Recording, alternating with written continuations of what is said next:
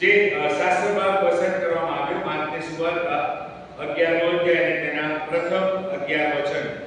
તમારી પાસે બાઇબલ હશે અને જો નવું બાઇબલ હશે તો એમાં ટાઇટલ મારવામાં આવેલું છે યરુશાલેમમાં વિજયી પ્રવેશ.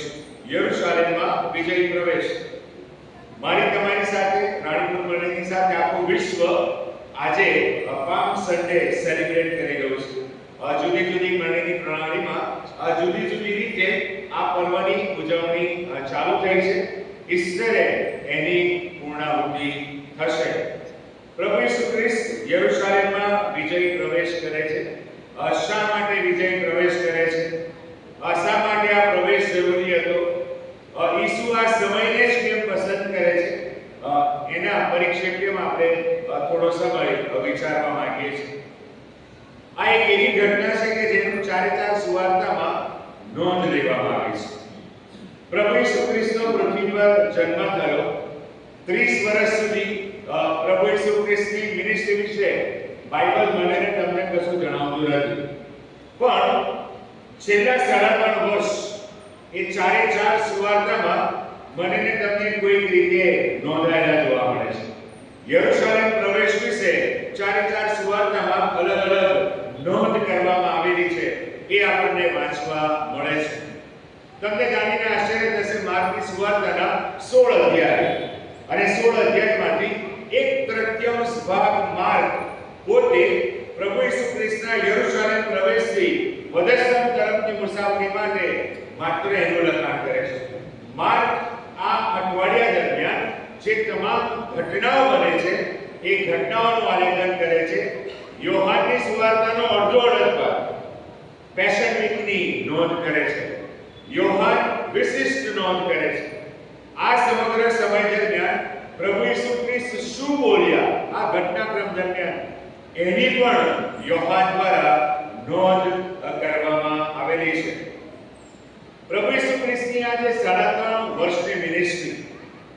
પ્રભુના સેવક તરીકે તમે જાણતા હશો, બાઇબલના તમે અભ્યાસી છો, લાંબા સમયથી પ્રભુની સાથે તમે ચાલો છો, માટે તમને ખબર છે જો ઈસુના બધા ચમત્કાર, ઈસુનો બધો ઘટનાક્રમ આ બાઇબલમાં નોંધવામાં આવેલો હોય તો કદાચ તમે બાઇબલ ઉચકી જ ના શકે. એટલું ભારે ભરકમ બાઇબલ બની જાય. કારણ કે એટલા બધા ચમત્કારો, એટલા બધા સાજાપણા, એટલા બધા અધિકાર, એટલા બધા કાર્ય પ્રભુ ઈસુ ખ્રિસ્ત દરમિયાન 3.5 વર્ષની મિનિસ્ટ્રીમાં કરવામાં આવ્યા, અવર્ણનીય. દેવના પવિત્ર આત્માએ કરીને ચોક્કસ બાબતો મારી અને તમારી સમક્ષ રજૂ કરવા માટે અહીંયા આગળ નોંધ કરવામાં આવેલી છે. ઘણી બધી વખત બાઇબલ મારી તમારી માટે ડિબેટનો વિષય બની જાય છે. બાઇબલના પ્રશ્નોને લઈને, બાઇબલના મુદ્દાઓને લઈને આપણે ચર્ચામાં ઉતરી પડીએ છીએ. હું બહુ સ્પષ્ટ કહીશ, બાઇબલ ચર્ચાનો વિષય નથી. બાઇબલ એ અનુસરવાનો વિષય છે. બાઇબલમાં લખેલું છે એ પાલન કરવાનો વિષય છે. પણ ઘણી બધી વખત આપણે બાઇબલનું મારી વિચારીને આપણા કોન્ટેક્સ્ટમાં અર્થઘટન કરતા હોઈએ છીએ, જજમેન્ટલ બનીએ છીએ. આ બરોબર નથી કહ્યું, આ બરોબર નથી કહેવાતું, બાઇબલ તો આમ કહે છે વગેરે વગેરે. પાઉલ બહુ સ્પષ્ટ કહે છે કે એવા પ્રકારના વલણમાં મારે તમારે ઉતરવાની કોઈ જરૂર નથી. હું ઘણીવાર કહું છું કે આ હેવનલી ટોપિક છે, આ સીપીયુ છે પ્રભુનું. એમાં બધા પ્રોગ્રામ પહેલેથી નાખેલા છે. પવિત્ર આત્માનો પાસવર્ડ હોય ને તો જ ખબર પડે. બાકી તમે આ સમજી ના શકો. આજકાલ જ્ઞાન વાત ચાલે છે. અત્યારે તો ગ્રોક આવી ગયું, ચેટ જીપીટી આવી ગયું, એઆઈ આવી ગયું. એક સવાલના આપણે ઈસુના પેશન વિશે તમારી પાસે ઢગલો માહિતી ગણતરીની સેકન્ડમાં આવી જશે. પણ એ જ્ઞાન વાત છે. અને શૈતાન જાણીએ મને ને તમને જ્ઞાનવાદમાં ઘસી રહ્યો છે. ઘણા એવું માને છે કે હું બાઇબલ વિશે આટલું બધું જાણું છું, હું એમ કહીશ એ બાઇબલના લખાવનાર ઈસુને જાણો છો? એ બાઇબલ જેના દ્વારા આવ્યું એ ઈસુની સાથે તમારો સંબંધ કેટલો છે? સ્વર્ગમાં ઈસુ સાથેનો સંબંધ લઈ જશે. હું થિયોલોજીમાં પીએચડી કરીને પણ ડર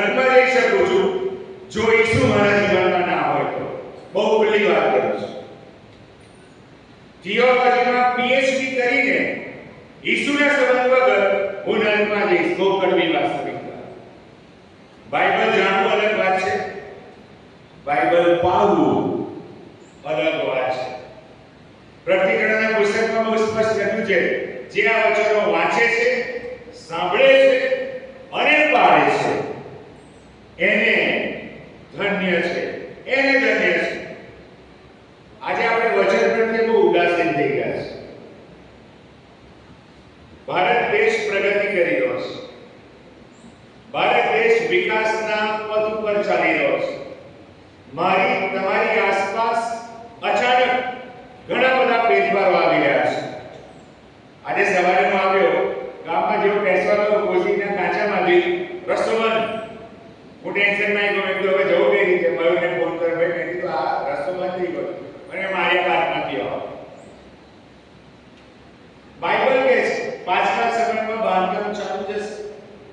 7 માળ બિલ્ડિંગ, 5 માળની બિલ્ડિંગ, હવે 20 માળ, 21 માળ, 22 માળ, 45 માળના ટાવર્સ બની રહ્યા છે, બનતા રહેશે. પ્રભુનું વચન ફરી પૂર્ણ થઈ રહ્યું છે. અને બધા વચ્ચે જો હું ને તમે વચન પ્રત્યે ઉદાસીન હોઈશું, વચન નહીં વાંચતા હોઈએ, વચન નહીં સમજતા હોઈએ, વચન નહીં પાળતા હોઈએ તો બહુ મુશ્કેલી થશે, બહુ મુશ્કેલી થશે. અહીંયા બેઠેલું કોઈ એવું નહીં હોય કે જેમ કે હું બાઇબલ વાંચતો નથી. આપણે બધા વાંચીએ છીએ, ખાલી વાંચીએ છીએ. ઘણા એવું કહે છે હું તો ઉપરી વાંચું છું, ઘણા એવું કહે છે હું તો પરમેશ્વરના નામમાં જ વાંચું છું. પહેલા બાઇબલ વાંચો, પછી પૂર્ણ વાંચન વાંચો. આ ખજાનો છે, આ ખજાનો છે, આ દેવની ઈચ્છા છે, આ દેવના ઈરાદા છે, આ દેવનું પ્લાનિંગ છે જે હાલમાં પરિપૂર્ણતા તરફ બહુ ઝડપથી આગળ વધી રહ્યું છે.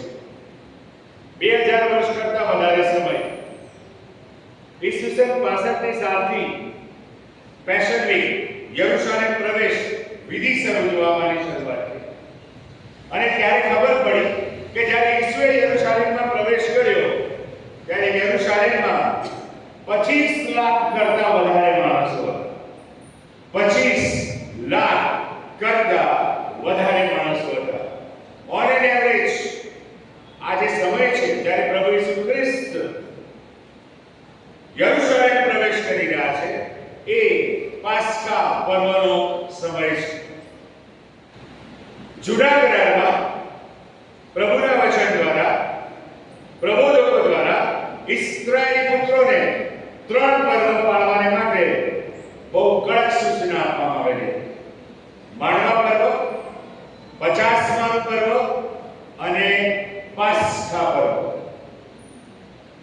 ઇઝરાયલી કેલેન્ડર પ્રમાણે નિસાન માસ, ઇઝરાયલી કેલેન્ડર પ્રમાણે હાલમાં નિસાન માસ ઈસવીસન 32 યા 33ની સાલ નિસાન માસની 10મી તારીખ પ્રભુ ઈસુ ખ્રિસ્ત યરુશલેમમાં વિજયવંત પ્રવેશ કરી રહ્યા છે. અને એ સમયના કેલેન્ડર સાથે આપણું વર્તમાન કેલેન્ડર તમે કમ્પેર કરો તો એ સમય 6ઠી એપ્રિલનો હોઈ શકે છે. પણ શા માટે એ જ દિવસ? એ મહત્વની વાત છે. પ્રભુ ઈસુ ખ્રિસ્ત 3.5 વર્ષની મિનિસ્ટ્રીમાં ઘણીવાર યરુશલેમ ગયા, બહાર આવ્યા. આ સમય જ કેમ આ ઘટના બની? શા માટે નિસાન માસની 10મી તારીખે ઈસુ યરુશલેમમાં આ પ્રકારે પ્રવેશ કરે છે? આ પ્રકારે પહેલા તો ઈસુ યરુશલેમ આવતા હતા, મંદિરમાં જતા હતા, ચમત્કારો થતા હતા, લોકો સાથે વાતચીત કરતા હતા, પડોશીઓ સાથે, શાસ્ત્રીઓ સાથે ડિબેટ થતો હતો, ચર્ચાઓ થતી હતી, ગુસ્સે થતા હતા, એ લોકો ઈસુને મારવા પ્રયત્ન કરતા હતા. બાઇબલ કહે છે પણ એનો સમય આવ્યો. સુવાર્તા તમે વાંચો 4:4 સાથે તો ત્યાં આગળ એવું લખેલું છે ઘણી બધી જગ્યાએ, અને એ લોકો ઈસુ પર પોતાનો હાથ નાખ્યો પણ એ ત્યાંથી નીકળી ગયો, કારણ કે એનો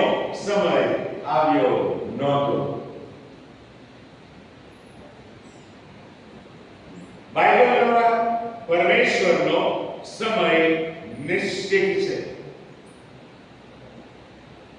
એ મારી તમારી સમજની બહાર છે. એ મારી તમારી અપેક્ષાઓની ઉપર છે. ઘણી બધી વખત મનુષ્ય તરીકે હું અને તમે ઈશ્વરને આપણા ટાઈમ ટેબલમાં ફિટ કરવાનો પ્રયત્ન કરીએ છીએ. પ્રભુ આ સમયમાં આ થઈ જવું જોઈએ. રોંગ, ખોટી વાત છે. પ્રભુની ઈચ્છા, પ્રભુનો સમય, પ્રભુના અખત્યારમાં છે. પ્રભુને ખબર છે મારે તમારે ક્યારે કયા સમયે જરૂર છે. આપણે એ માળખાની બહાર જઈએ છીએ. એ સમય પત્રકને સમજી શકતા નથી. વચન અધૂરું વાંચીએ છીએ. વચનની આધીનતા ઓછી છે. માટે આપણી પ્રાર્થનાઓ આપણા વ્યક્તિગત પરિક્ષેપ્યમાં હોય છે અને એ વ્યક્તિગત પ્રાર્થનાઓમાં માટે આપણને ઘણી બધી વખત નિરાશા ઉપજે છે. નિરંતર 1 એપ્રિલ પ્રભુનો ઠરાવેલો સમય, 1 એપ્રિલ એ પ્રભુનો ઠરાવેલો સમય હતો. એ સમય પહેલા આપણે ઘણી વખત અપેક્ષા રાખી હતી કે હું ચાલુ. પણ 1 એપ્રિલ એમ ચાલતા થઈ ગયા. મારા દીકરા માટે અમે એ જ પ્રાર્થના કરીએ છીએ, પ્રભુ સબરને તારા સમયે ચલાવજે, અમારા સમયે નહીં. સબરને તારા સમયે ચલાવજે, અમારા ટાઈમ ટેબલ પ્રમાણે નહીં. પણ એ સમય આવે ત્યાં સુધી એને સંભાળવા માટે અમને કૃપા.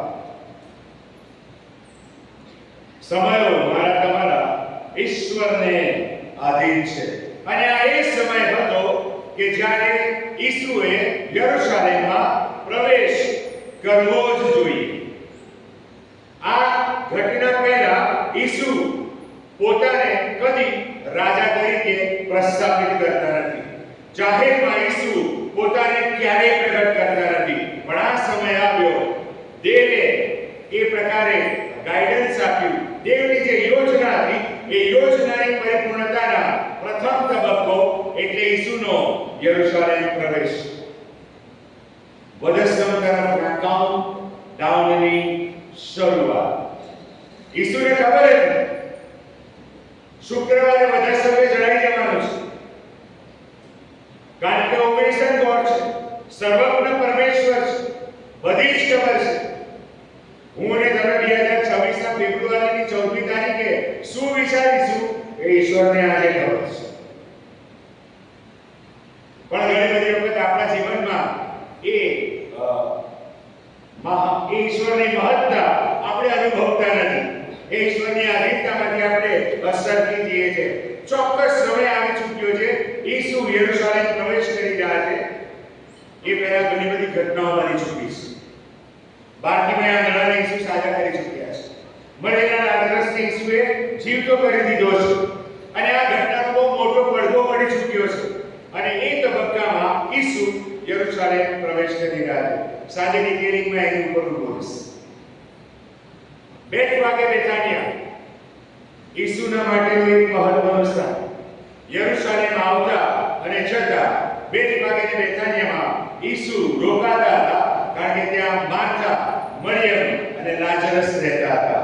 ઈસુનું એક અંગત વર્તુળ હતું કે જેની સાથે ઈસુ સમય ગાળતા, આરામ કરતા, ભોજન સંગત માણતા અને ઘણી બધી વાર એ ઘરમાં પ્રભુ ઈસુ વચન પણ પોકારતા.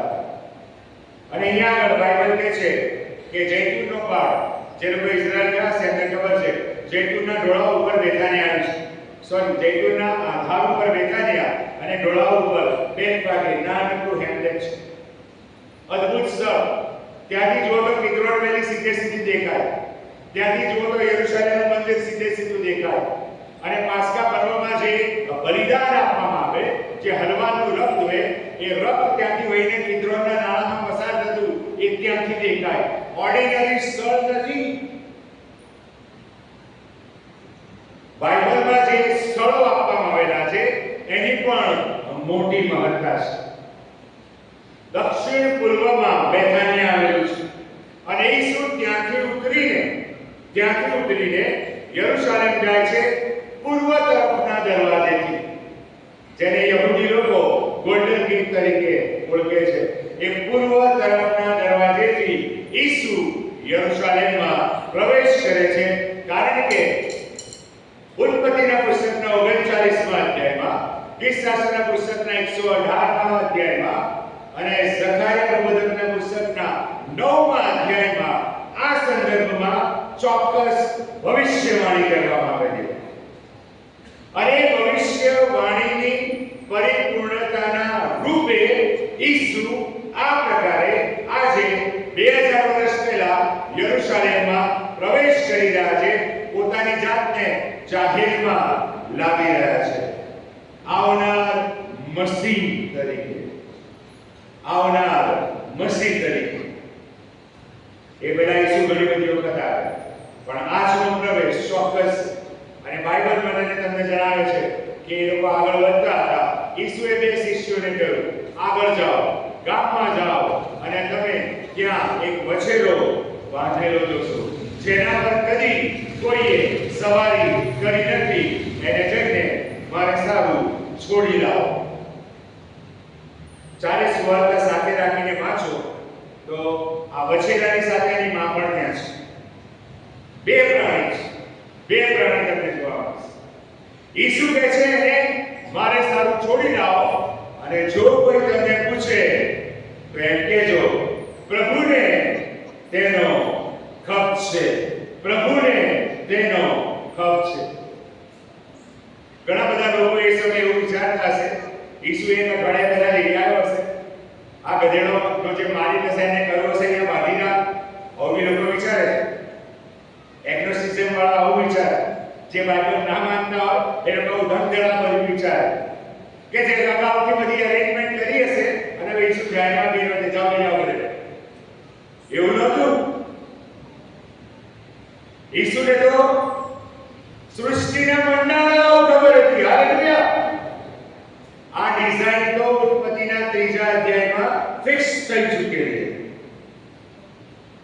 આ ડિઝાઇન ઉત્પત્તિના 3 અધ્યાયમાં આકાર લઈ ચૂકેલી હતી. જેમ જેમ તમે બાઇબલ વાંચો એમ આખી યોજના ધીમે ધીમે ધીમે આ પ્રસંગ સુધી પ્રભુ મારી તમારી સમક્ષ અનફોલ્ડ કરે છે. અને એની પર આકાશ આવી રહી છે. તું એને છૂટશે અને એ તારું માથું છૂંદશે. ત્યાં જ કહી દીધું હતું. ત્યાં ઈસુની વાત, ત્યાં પ્રદર્શનની વાત આકાર લઈ ચૂકી હતી, અને હવે એની પરિપૂર્ણતા શરૂ થઈ રહી છે ઈસુના યરુશલેમ પ્રવેશ સાથે.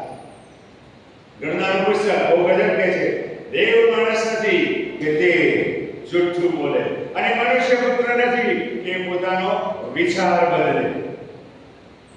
યહોવાએ કહી દીધું એદનવાડીમાં, ઇટ વોઝ ફિક્સ્ડ. શૈતાનને હરાવવો જરૂરી હતો, મરણનો ડર દૂર કરવો જરૂરી હતો. માટે મહારાજ કહે છે, અરે મરણ તારો જય ક્યાં, અરે મરણ તારો ડંખ ક્યાં. અને એનું આ કાઉન્ટડાઉન શરૂ થઈ રહ્યું છે. ઈસુ યરુશલેમમાં પ્રવેશ કરી રહ્યા છે. વછેરો છોડીને ઈસુની પાસે લાવવામાં આવે છે. તમે કોઈ સારા ઘોડાને જોયો હોય, સ્ટેલિયનને જોયો હોય, ઊંચી ઓલાદનો ઘોડો હોય, તો એને એની પર બેસવાને માટે એક ચોક્કસ પલાણ આવે, ચામડાનું બનેલું. એમને ઘોડા પર ના બેસાય. ઈસુ માટે આવી કોઈ વ્યવસ્થા નહોતી. લોકોએ પોતાના કપડા એ વછેરા ઉપર મૂક્યા અને ઈસુને વછેરા પર બેસાડીને યરુશલેમ તરફ લઈ જવાની શરૂઆત થાય છે. ઈસુ સાથે બે પ્રકારના લોકો છે. ઈસુ જ્યારે યરુશલેમ જઈ રહ્યા છે અને ત્યારે એક સમુદાય એકઠો થાય છે, એ બે પ્રકારનો છે. એક સમુદાય ઈસુની સાથે યરુશલેમ તરફ પ્રયાણ કરી રહ્યો છે. એ લોકો બૂમ પાડી રહ્યા છે, હોસાના, હોસાના. પ્રભુને નામે જે આપે છે તેને ધન્ય છે. હોસાના. અમારો બચાવ કર, અમારો બચાવ કર. એક ટોળું યરુશલેમની અંદરથી ઈસુની તરફ આવી રહ્યું છે, કારણ કે એ લોકો લાજરસને સજીવન કરનાર ઈસુને અને જીવતા થયેલા લાજરસને જોવા માંગતા. અને એ ટોળું પણ ઝકારિયાના પુસ્તકમાં 9મા અધ્યાયમાં આવેલી ભવિષ્યવાણી ઉચ્ચારી રહ્યું છે. બે પ્રકારના લોકો માટે યહૂદી શાસ્ત્રીઓ ફરોશીઓ ગભરાઈ ગયા અને યોહાનની સુવાર્તાના 12મા અધ્યાયમાં એ લોકો બોલે છે, આપણું તો કશું ચાલતું નથી. જો લોક ઈસુની પાછળ ચાલી ગયું છે. બે પ્રકારના ટોળા અને બંને ભેગા થઈને બાઇબલના અભ્યાસો કહે છે કે યરૂશાલેમનું બમ્પર ક્રાઉડ બની ગયું. બમ્પર ક્રાઉડ ઇતિહાસ થઈ ગયો, કારણ કે ઈસુ રાજનિવાસ તારણહાર એક હલવાન તરીકે યરૂશાલેમમાં પ્રવેશ કરી રહ્યા છે.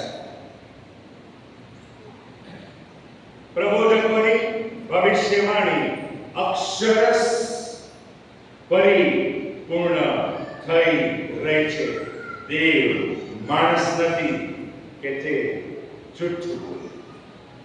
ઉત્પત્તિના 3જા અધ્યાયમાં કિસ્સાસ્ત્ર 118માં દાનિયેલના પુસ્તકમાં લખવામાં આવેલી ભવિષ્યવાણી પણ અહીંયા આગળ પરિપૂર્ણ થઈ રહી છે. સાંજે સમજીશું આપણે એ 483 વર્ષની વાત. એ અઠવાડિયાની વાત સાચી રીતે સમજીશું. પ્રભુનો સમય નિર્મિત છે, મારા તમારા જીવન માટે પણ નિર્મિત છે. અને સમયને આધીન થવું જરૂરી બાબત છે. માટે સભા શિક્ષક કહે છે દરેક બાબતની માટે ચોક્કસ પ્રયોજન છે. રડવાનો સમય, હસવાનો સમય, શોક કરવાનો સમય, આનંદ કરવાનો સમય, વિલાપ કરવાનો સમય, હાસ્ય કરવાનો સમય, બોલવાનો સમય અને ચૂપ રહેવાનો પણ સમય. આપણે બધું ઉલટ કરી કાઢીએ છીએ. જ્યાં ચૂપ રહેવાનું હોય ત્યાં બોલીએ છીએ, અને બોલીએ છીએ ત્યાં ચૂપ રહીએ છીએ. માટે સમસ્યા અને બોલીએ છીએ કે આપણું બોલીએ છીએ. પ્રભુ તો બહુ દૂર દૂર દૂર સુધી છે જ નહીં. અને માટે ઘણી બધી વખત મુશ્કેલીઓ વીતાય છે. અને માટે જીવના વિશે આખું બહુ જબરજસ્ત વાત લખે છે, સળગાયેલી છે. આપણી હાલત કેવી છે? એક જ મોઢામાંથી બે જન્મ, મીઠું ને ખારું પાણી બેવ, પ્રભુની પણ સ્તુતિ અને બીજી પણ સ્તુતિ. બેવનું જીવન લાલિત્યનો સમય, હૂંફવાળું ખ્રિસ્તી જીવન હું અને તમે વાલાઓ જીવી રહ્યા છે. હું પણ પ્રેઝ ધ લોર્ડ બોલું છું, હું પણ હાલેલુયા બોલું છું, હું પણ હાથમાં બાઇબલ લઈને ફરું છું, હું પણ પ્રભુની સ્તુતિ કરું છું, હું પણ તાળીઓ પાડીને ગીત ગાઉં છું. પણ પ્રભુ આજે મને તમને પૂછી રહ્યા છે, મારી સાથેના સંબંધમાં તમે કેટલા જીવંત છો? આ સમયે આ જ પરિસ્થિતિ હતી. મંદિરના ધર્મ કરતા લોકોનું ધ્યાન આ સમયે ઈસુ તરફ કેન્દ્રિત થઈ ગયું. મંદિરનો ધર્મ બનાવી દીધો, વેપાર બનાવી દીધો, રાજકારણ બનાવી દેવામાં આવેલું. શાસ્ત્રી અને પુરોહિતો રાજ કરતા હતા.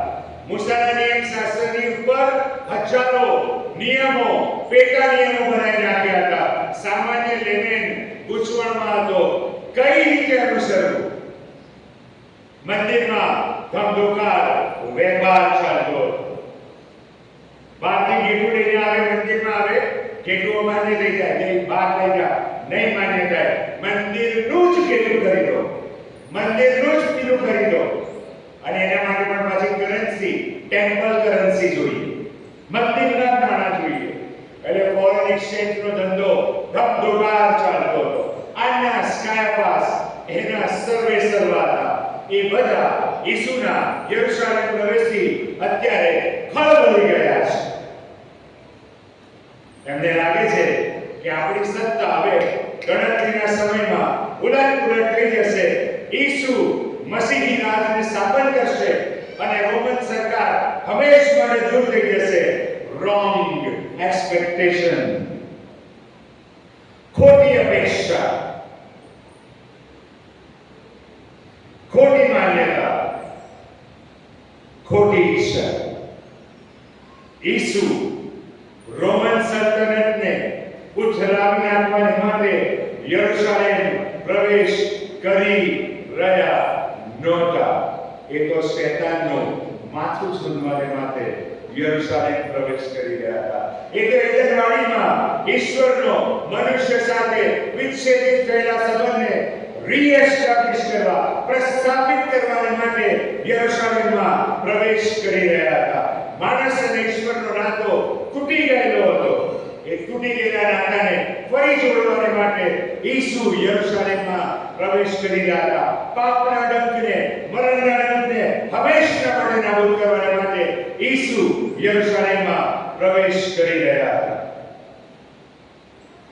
પણ ઘણી બધી વખત હું અને તમે ઈશ્વરની ઈચ્છાને, યોજનાને, ઈરાદાઓને સમજવામાં સરિયામ નિષ્ફળ જઈએ છીએ. એનું એક જ કારણ મારા ભાઈ હોઈ શકે, આપણો એ ઈશ્વર સાથેનો જીવન સંબંધ.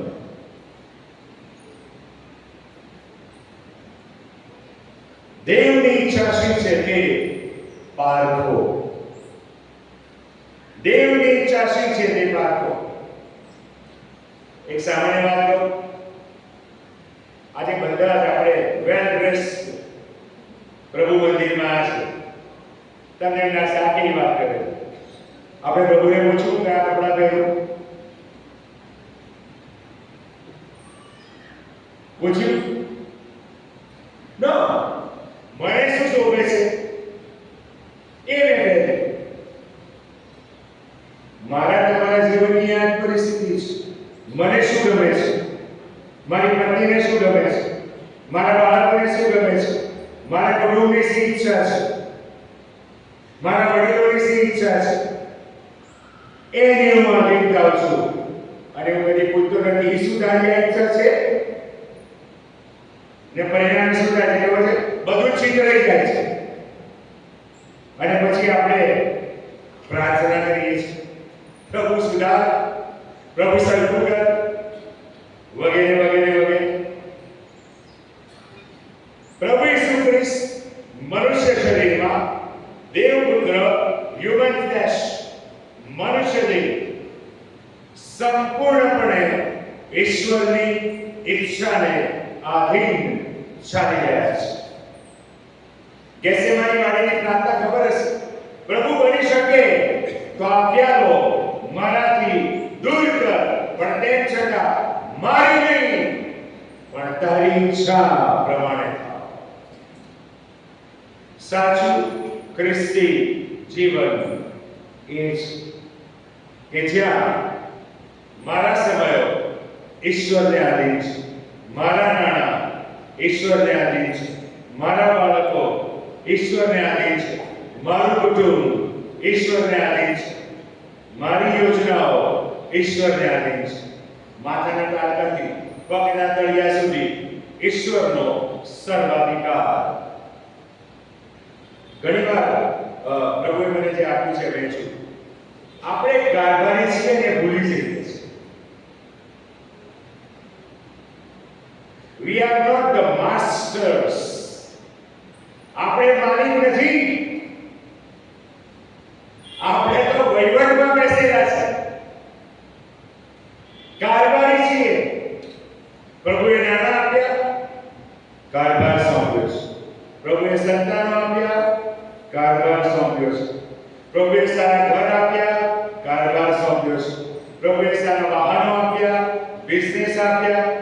આપણા પ્રભુ છે. આપણે ખ્રિસ્તી વ્યક્તિઓ તરીકે પ્રથમ હું, પછી તમારી વાત, ભૂલી જઈએ છીએ કે મારા તમારા અલ્ટિમેટ રિસોર્સ બાઇબલના ઈશ્વર છે. મને પગાર મળે, તમને પગાર મળે, ઈશ્વર તરફથી છે. આપણે આપણા બોસને યા કેશિયરને અથવા તો આપણને દર મહિને જે કવર આપે છે ને એને થેન્ક ઈશ્વરનો આભાર માનીએ છીએ? માનીએ છીએ? નો. કારણ કે આપણે ભૂલી ગયા છે કે આ જે કવર મને મળી રહ્યું છે એ પ્રભુ તરફથી છે. આભાર માનવાનું ભૂલી ગયા છે. આજનો સૌથી મોટો ચમત્કાર કયો? હું ને તમે જીવતા છીએ. હા કે ના? આપણે જીવતા છીએ એનાથી મોટો ચમત્કાર કયો? પ્રભુનો આભાર માન્યો. આપણે રૂટીન પ્રાર્થના, પ્રભુ સવારે જીવતા ઉઠાડશે, પ્રભુએ તો ઉઠાડ્યા, પછી શું કર્યું આપણે? ચા પીધી, રોટી ખાધી, તૈયાર જીવનમાં આવી ગયા. સાંજ પડે પાછું પ્રભુ કાલે જીવતા ઉઠાડશે, પ્રભુ કહે છે એને દરરોજ જીવતો ઉઠાડો છે. આ બડી બાબત નથી. No thankfulness. We are not grateful to the God. તમે રસ્તા પરના અકસ્માત વાંચો છો ને, તમે ટીવી પર જોતા પણ હશો, ભયાનક અકસ્માતો. તમારી સેટ પણ ભૂલ ના હોય છતાંય કોઈ તમને ઉડાડી દે. આપણે સલામત જઈએ છીએ, સલામત પાછા આવીએ છીએ. ઘરમાં સ્કૂટર પાર્ક કરતા કે જ્યુપિટર કે એક્ટિવા કે કાર પાર્ક કરતા કારમાંથી નીચે ઉતરતા પહેલા કદી મેં તમે પ્રાર્થના કરી, પ્રભુ સલામત લઈ આવ્યો માટે આભાર માનું છું? નો, નહીં માનતા આભાર. મેં તો બહુ જોરદાર ગાડી ચલાવે, થાય જ નહીં. અરે શું ના ચડાવે, પ્રભુ તારે તો ઉડીને નીચે પડે. પ્રભુ સંભાળે છે, પ્રભુ કાળજી લે છે, પ્રભુ સલામત રાખે છે. ભૂલી જઈએ છીએ, ભૂલી જઈએ. Let us remember that. યાદ રાખીએ, પ્રભુને પણ ગમે છે. દાઉદના તમે ગીતો વાંચો, આભાર માનતા માનતા તેના આંગણામાં આવો.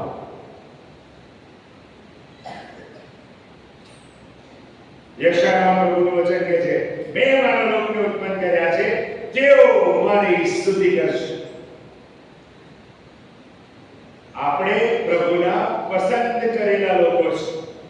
ફરી એકવાર યાદ દેવડાવો, રાણીપુર મંડળીએ મારી તમારી ઈચ્છાથી નથી બની. મિશનરીઓ અમદાવાદ રાણીપુર નહોતા આવી ગયા. પ્રભુનું દર્શન હતું માટે એ લોકો રાણીપુર આવ્યા. પ્રભુનું દર્શન હતું માટે તમારા મારા પૂર્વજો પ્રભુની પાસે એમના માધ્યમ દ્વારા આવ્યા. પ્રભુનું દર્શન હતું માટે એમણે સુવાર્તા સ્વીકારી અને પ્રભુના માર્ગમાં ચાલવાની શરૂઆત કરી અને દર્શનના પરિપાક રૂપે આ પ્રભુ મંદિર બન્યું, જે અત્યારે આપણું ભવ્ય બની ચૂક્યું છે. અભિનંદન બનાવી. પણ આ વાત ના ભૂલો, જે બાકોરામાંથી તમને ખણી કાઢવામાં આવ્યા છે, એ બાકોરાને નિહાળો. સાહેબ, આપણે કોઈ વિશાખમાં અરે પાણીનું પ્યારું કોઈ નથી મને તમને આપતું. જ્યારે ઈસુએ મારો તમારો હાથ પકડ્યો અને આજે આ પકડ ચલાવી ભોગને તમે ભોગવી રહ્યા છે. પહેલા મિશન ચાલ હતી, નળિયાવાળા ઘર હતા,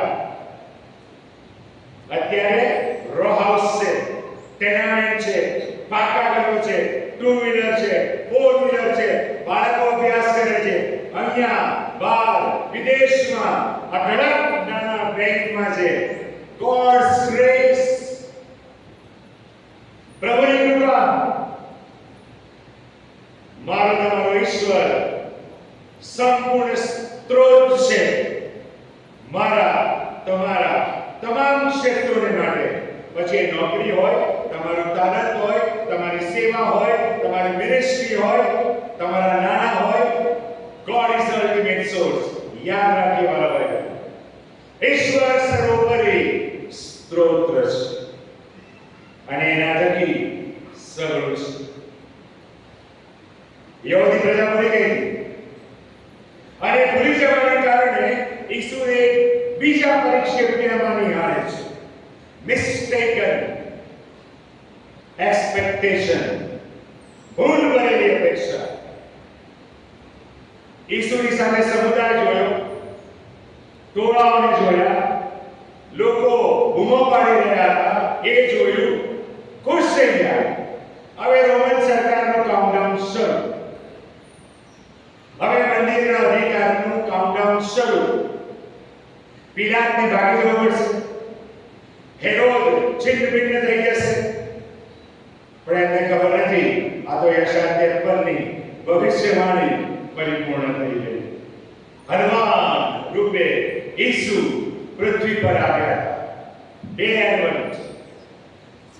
4 મહિના પહેલા ડિસેમ્બરમાં આપણે નાતાલ છું. ડિસેમ્બર મહિનાને આપણે એડવન્ટ સીઝન તરીકે ઓળખીએ છીએ. એડવન્ટ સીઝન. એડવન્ટ એટલે સ્વર્ગમાંથી ઈસુનું પૃથ્વી પર આગમન. અને આગમનની પરાકાષ્ઠા એટલે નાતાલ. ઈસુના જન્મ સમયે સ્વર્ગીય સમુદાય પ્રગટ થયો. તમારે સારું રાજા અવતર્યો છે. હેરોદ ખરો થઈ ગયો તો બધા જાણો છો. સ્વર્ગમાંથી ઈસુનું પૃથ્વી પર આગમન, પૃથ્વી પર જન્મ, બેબી કિંગ, બાળ રાજા ઈસુ. અર્પણ દાન બધા માંગ્યું. સિગ્નિફિકન્ટ બોળ અને રોગાન આ સમય માટે. બોળ અને રોગાન એ આ સમય માટેનું અર્પણ હતું. અને આ બીજું એડવન્ટ. ઈસુ રાજા તરીકે યરુશલેમમાં પ્રવેશ કર્યો. દેવના પુત્રનો પૃથ્વી પર પ્રવેશ અને પૃથ્વી પરના પ્રવેશ પછી ઈસુનો યરુશલેમ પ્રવેશ યોહાન 3:16 ની પરિપૂર્ણતા. કેમ કે દેવે જગત પર એટલી પ્રીતિ કરી કે તેને પોતાનો એકાકી દીકરો આપ્યો. એ સારું કે જે કોઈ તેના નામ પર વિશ્વાસ કરે તેનો નાશ ન થાય પણ એને અનંત જીવન પ્રાપ્ત થાય. એ અનંત જીવન પ્રાપ્તિ કરાવવાનું કાઉન્ટડાઉન શરૂ થઈ ચૂક્યું છે. યહૂદી પ્રજાની આંખો આંધળી છે, કાન બહેરા છે, હૃદય ઈસુ કયા કોન્ટેક્સ્ટમાં આવી રહ્યા છે સમજી શકતા નથી. અને માટે ગુરુવારે આજ લોકો કહે છે એને બધા સમય જણાવો. આજ ક્રાઉડ પણ આ ક્રાઉડમાં તમે 40 સુહાગરાનો બહુ ધ્યાનથી અભ્યાસ કરજો. બિન યહૂદી લોકો પણ હતા, ગ્રીકના લોકો પણ હતા, બીજા દેશમાં આવેલા લોકો પણ હતા. બાઇબલનો વચન કહે છે અને એ લોકોએ તેના વિશે સાંભળ્યું અને માન્યું અને શાંતિથી વિદાય.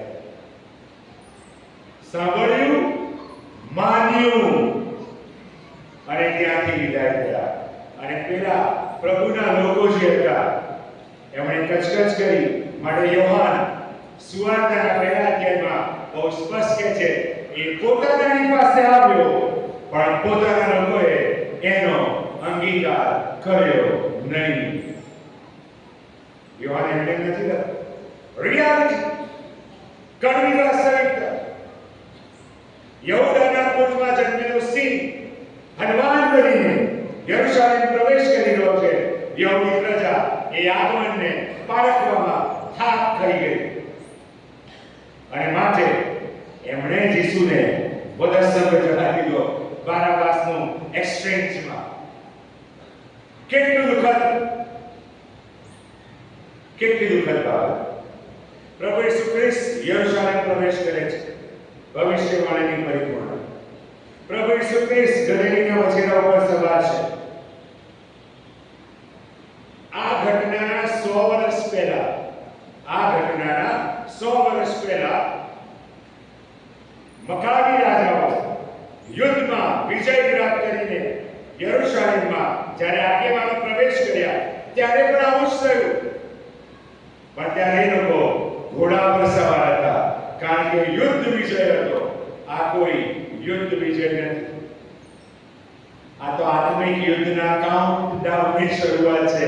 માટે એફએસીના પત્રમાં પાઉલ બહુ સ્પષ્ટ કહે છે આપણું આ યુદ્ધ રક્ત અને માંસની સામે નથી પણ આકાશમાં દુષ્ટતાના આત્મિક લશ્કરોની સામે, અધિકારીઓ સામે, અધિપતિઓની સામે છે. શૈતાન વ્યક્તિનો ઉપયોગ કરીએ છીએ, આપણે વ્યક્તિની સામે લડી પડીએ છીએ, પારખવામાં નિષ્ફળ જઈએ છીએ કે બેકગ્રાઉન્ડમાં તો પેલો લુચ્ચો શૈતાન છે. વ્યક્તિ વિશેષ બની જાય છે. યહૂદી પ્રજા નિષ્ફળ ગઈ ઈસુને પારખવામાં, ઈસુના આગમનની મહત્તા સમજવામાં, અને પરિણામે એ લોકો ઈસુને વધસ્તંભે જડાવવામાં બહુ અસરકારક ભૂમિકા ભજવી ગયા. ઈસુ યરુશલેમ પ્રવેશ કરે છે, મસીહ તરીકે ગધેડા પર બેસે. દાઉદ આ જ રીતે યરુશલેમમાં આવ્યો હતો, શાંતિના પ્રતીક. યશાયા 11:11 શાંતિનો સરદાર. પીસમેકર, ઈશ્વર અને મનુષ્ય વચ્ચેના તૂટેલા સંબંધને સમાધાનમાં પરિવર્તિત કરવા,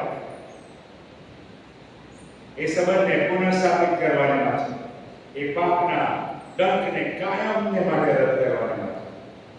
અને માટે યોહાનના પહેલા પત્રમાં બહુ ગજબ લખ્યું છે, જો આપણે આપણા પાપ કબૂલ કરીએ તો આપણા પાપ માફ કરવાને તે વિશ્વાસુ તથા ન્યાયી છે.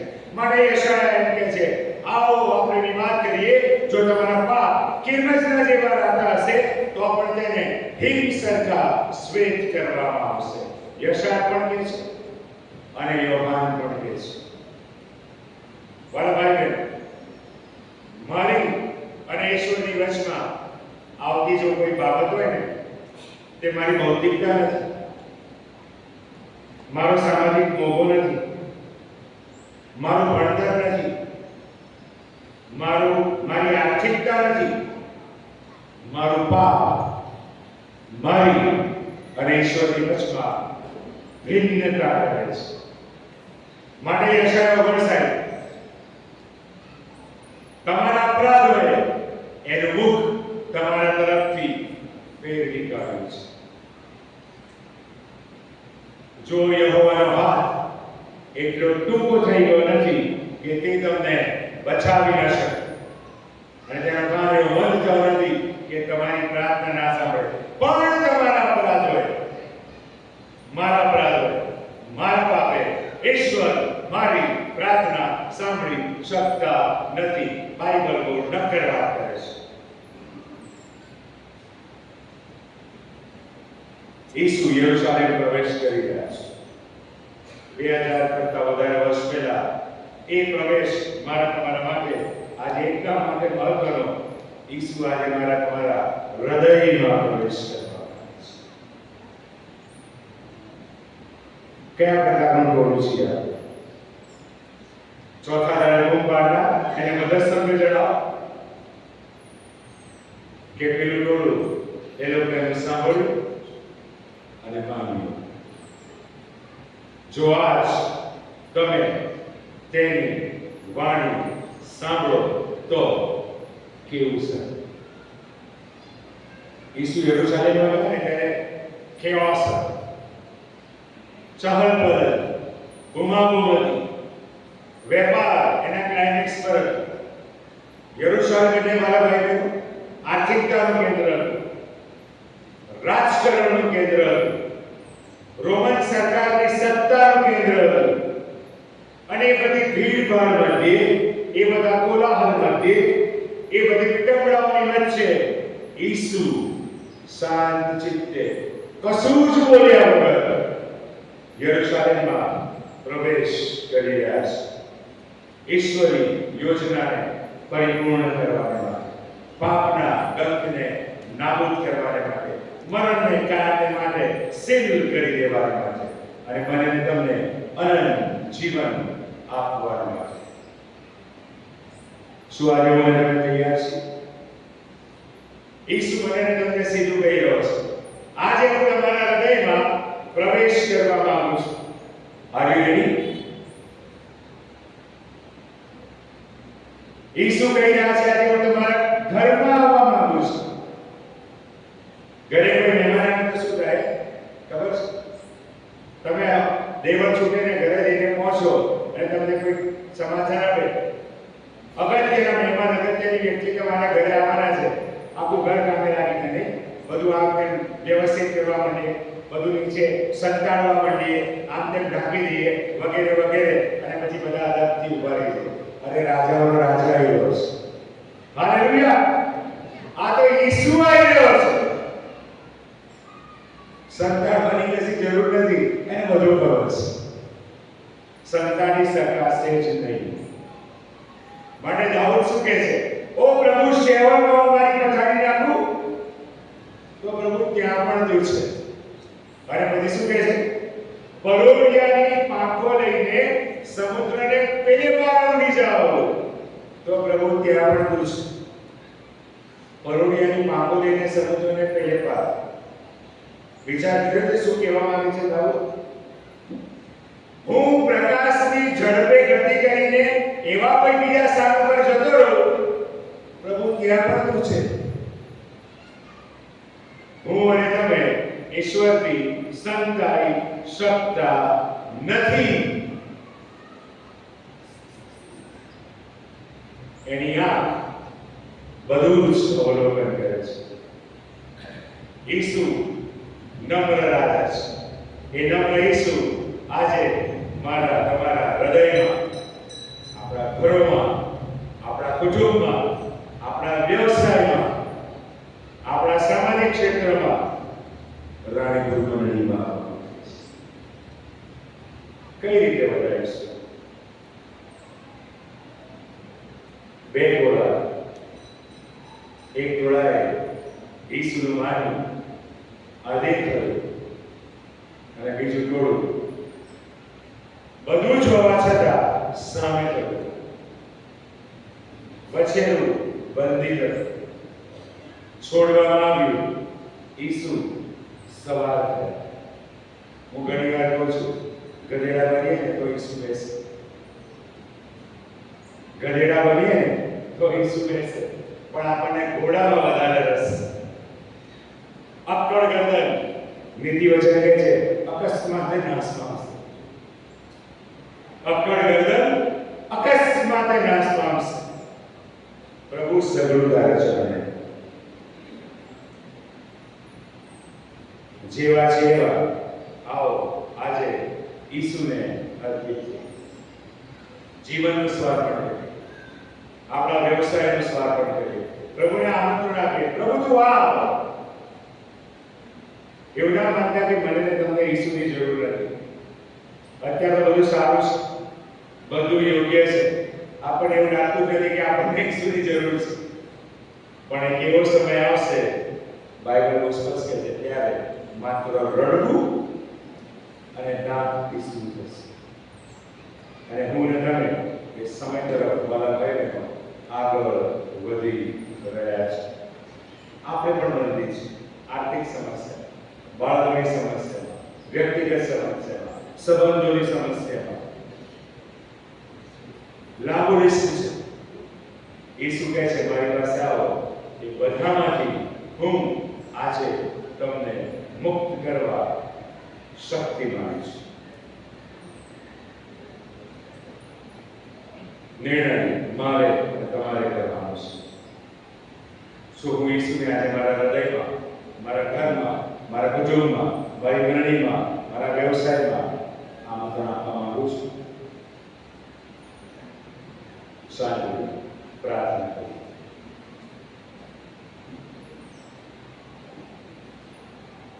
જીવતા પ્રભુ, એક વાર તમારો આભાર માનીએ છીએ, કારણ કે તમે અમારી સાથે બહુ સીધી વાત કરો છો. યરુશલેમનો વિજય પ્રવેશ સુધી અમારા હૃદય સાથે સીધો સંબંધ ધરાવે છે. તમારા વચન દ્વારા તમે અમારી સાથે બહુ સ્પષ્ટ વાત કરી છે.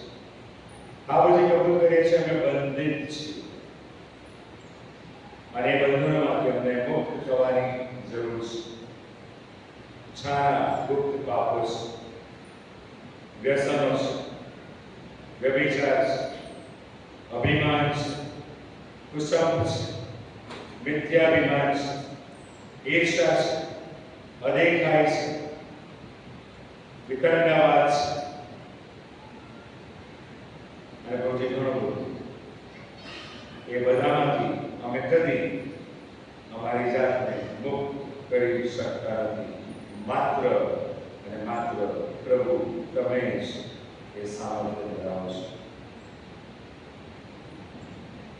ગુરુની બારીક લેખનો પ્રમાણે આજે સવારે પ્રથમ હું અને મને બધું અમારી જાતોને તમને પસંદ પડે એવું અર્પણ કરીએ છીએ.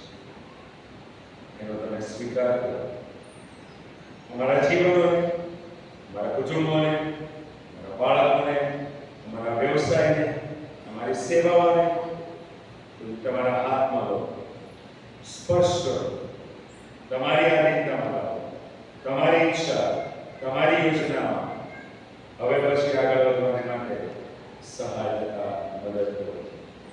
પણ એકવાર હોઈશું તમે અમારા તારનાર છો, ઉદ્ધારનાર છો, અમારી પર પ્રેમ કરો છો, અમને કદી મૂકી દેતા નથી, અમને તજી દેતા નથી. ત્યારે માટે તમારો આભાર માનતા અમારી આ પ્રાર્થના અમારા મધ્યસ્થાના પ્રભુ ઈસુ ખ્રિસ્તને સાંભળો, માન્ય કરો. આમેન.